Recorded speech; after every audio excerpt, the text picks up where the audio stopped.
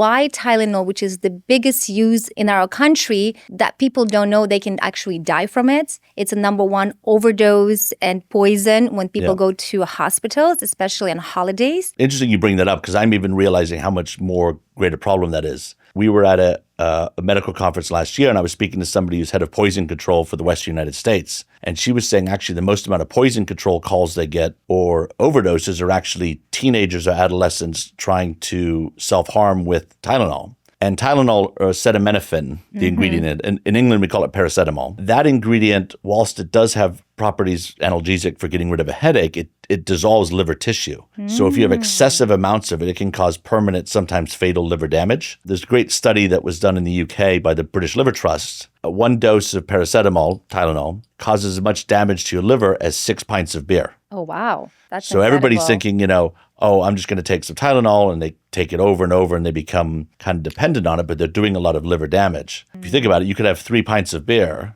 which you would immediately think would cause way more damage and actually cause less. But you then can also run afoul of a compounding issue where, let's say, acetaminophen or Tylenol causes damage of 4 and alcohol causes damage of 4. If you combine them, you don't have damage of 8, you have damage of maybe 16. So they'll actually exasperate and multiply the amount of damage that's done. So you have a lot of damage being caused by that, and the public isn't aware of the damage that causes. Well, ibuprofen causes stress on the kidneys. It doesn't actually dissolve liver tissue. So we've actually had liver transplants, Cedars-Sinai, at most universities, hospitals globally, to where the Tylenol overdose could be so high that they've got to have to go into a transplant because you've killed and caused so much scarring in the liver that we'll have to go to transplant. I had no idea. And you're saying ibuprofen is a kidney and Tylenol is liver. Yes, but whilst ibuprofen does a lot of stress on the kidneys, it could cause some damage. Acetaminophen actually dissolves liver tissue. And so once it's happened, the damage happened, how can you reverse it? The liver's ability to regenerate is very, very good. So first and foremost to liver care is to love your liver, take care of yourself, be cognizant of what we're subjecting it to or putting it in. So the average age of your liver is 3 years old.